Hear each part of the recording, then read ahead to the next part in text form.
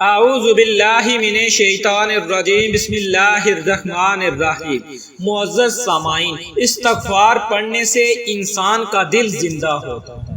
100 دفعہ صبح، 100 مرتبہ شام، یہ کم سے کم ہے، ورنہ 200 مرتبہ صبح، 200 مرتبہ شام میں بھی اس کے پڑھنے سے انسان کے دل کی میل دور ہو جاتی ہے۔ کام کر رہے ہیں، ڈرائیونگ کر رہے ہیں، استغفر اللہ اپنی زبان پر رکھیں۔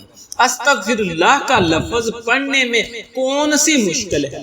آپ اس کو 1000 دفعہ پڑھ سکتے ہیں، یا تو اسے پورا پڑھیں، استغفر اللہ ربی من کل ذنب واتوب الیہ، یا تو پھر فقط استغفر اللہ بھی پڑھیں گے تو برکت سے خالی نہیں رہیں گے۔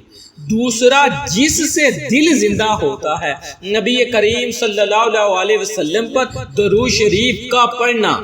آپ صلی اللہ علیہ وسلم نے فرمایا، جو ایک مرتبہ مجھ پر درود شریف پڑھتا ہے، اللہ رب العزت اس بندے پر 10 مرتبہ رحمتیں نازل فرماتا ہے۔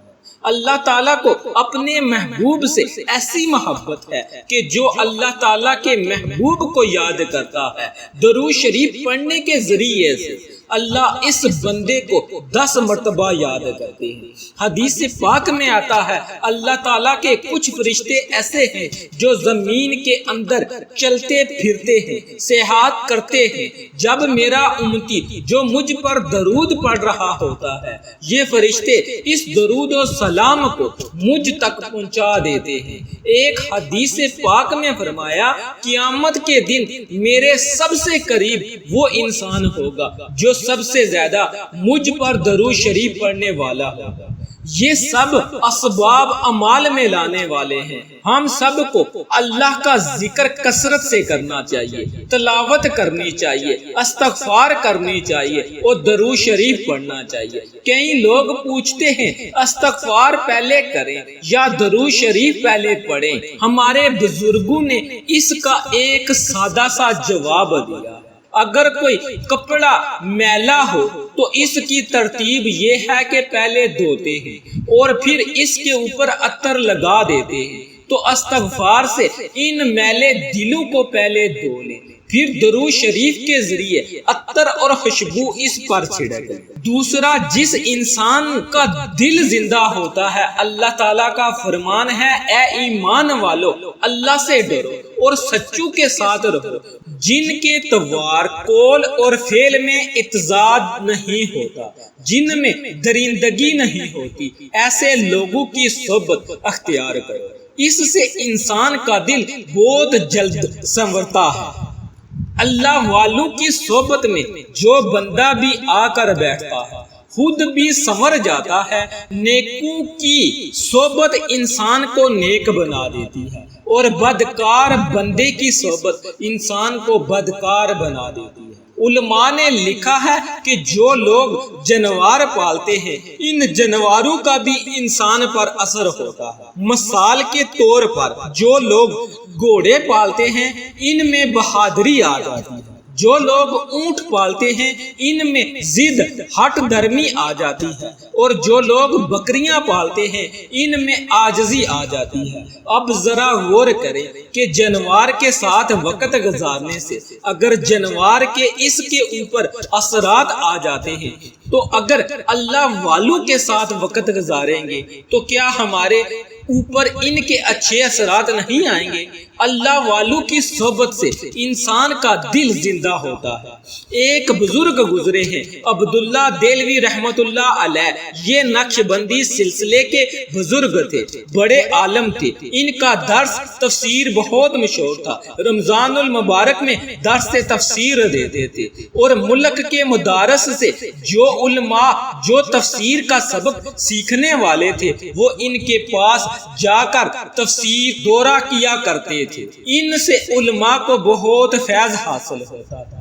دل کو زندہ کرنے کا سب سے بہتر عمل یہ ہے کہ ہر کام نبی کی سنت کے مطابق کرے۔ کھانا پینا، اٹھنا بیٹھنا، چلنا پھرنا، کوئی عمل بھی سنت کے خلاف نہیں ہونا چاہیے۔ ہر وقت نظر اس کو تلاش کرتی رہے، میں نے اس عمل میں کیسے کرنا ہے۔ اور اس کا بہترین طریقہ یہ بھی ہے کہ مسنون دعائیں یاد کر لیں۔ کتاب ملتی ہے، چھوٹی سی کتاب ہے، نبی کریم صلی اللہ علیہ وسلم کی مسنون دعائیں، پیارے نبی کی اسلام کی پیاری دعائیں، ان کو یاد اور جس موقع پر پڑھنے کی دعا ہو اس پر پڑھتے رہے۔ مسنون دعاؤں کی پابندی کرنے کا انعام یہ ملتا ہے کہ انسان ہر وقت اللہ کی طرف متوجہ رہتا ہے۔ کھانا کھانے کی دعا، کھانا کھانے کے بعد کی دعا، سو کر اٹھنے کی دعا، سونے سے پہلے کی دعا، کسی سے ملنے کی دعا، گھر میں داخل ہونے کی دعا اور نکلنے کی دعا۔ دل کو زندہ کرنے کا ایک اور بہترین طریقہ یہ ہے کہ تہجد کی نماز پڑھی جائے۔ جو لوگ چاہتے ہیں کہ ہم اللہ تعالیٰ کے بہت زیادہ قریب ہو جائیں، اللہ کے محبوب ہو جائیں، تو چند رکعت تہجد کی رات کے آخری پہر میں ضرور پڑھا کریں۔ حدیث پاک میں آتا ہے کہ سب سے افضل نماز پانچوں نمازوں کے بعد تہجد کی نماز ہے۔ تہجد پڑھنے والے کے چہرے بڑے منور ہوتے ہیں، ان کے چہروں پر نور ہوتا ہے، اس لیے کہ وہ اللہ کے ساتھ تنہائی میں وقت گزارتے ہیں۔ حضرت ابو ہریرہ رضی اللہ تعالی عنہ سے روایت ہے کہ نبی کریم صلی اللہ علیہ وسلم نے ارشاد فرمایا کہ رمضان کے روزوں کے بعد سب سے زیادہ فضیلت والا روزہ محرم کا، اور فرض نمازوں کے بعد سب سے زیادہ فضیلت والی نماز رات کے وقت تہجد کی۔ حضرت بلال حبشی رضی اللہ تعالی عنہ سے روایت ہے کہ رسول صلی اللہ علیہ وسلم نے ارشاد فرمایا کہ تم رات کے جاگنے کو لازم پکڑو، کیونکہ یہ تم سے پہلے صالحین اور نیک لوگوں کا طریقہ ہے، اور رات کا قیام اللہ تعالی کی طرف قرب کا ذریعہ ہے، اور گناہوں کے لیے کفارہ ہے، اور گناہوں سے روکنے اور حسد سے دور کرنے والی چیز ہے۔ اللہ تعالیٰ فرماتے ہیں کہ میرے بندے میرے پیچھے آؤ، میری عبادت کرو، میرا ذکر کرو۔ اللہ تعالیٰ جانتا ہے کہ بندہ بے بس، اس لیے وہ اپنے بندے کو اپنی طرف متوجہ کرنا چاہتا ہے۔ جب بندہ اس کی طرف متوجہ ہو جاتا ہے تو اللہ تعالیٰ اسے گرنے نہیں دیتا، اس کو تھام لیتا ہے۔ اللہ تعالیٰ قرآن پاک میں فرماتے ہیں کہ اگر میری رحمت نہ ہوتی، اگر میری قدرت نہ ہوتی تو بندے کا کوئی حال نہ ہوتا۔ اے اللہ، ہم جولی پھیلائے بیٹھے ہیں، ہمیں معاف فرما دے۔ ہم جتنے گناہ دن میں کرتے ہیں ان گناہوں کے لیے معاف فرما دے۔ ہم سب کو صراط المستقیم پر چلنے کی توفیق عطا فرما، ہماری اور ہمارے والدین کی بخشش عطا فرما۔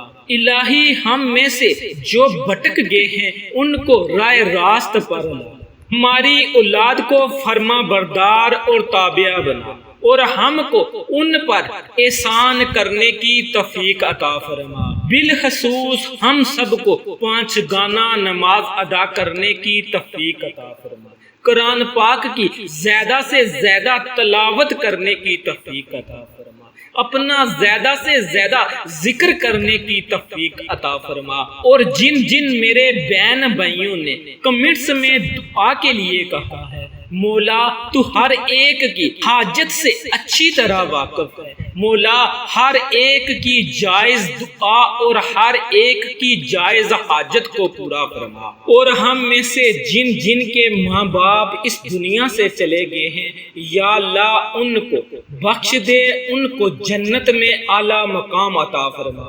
آمین ثم آمین یا رب العالمین۔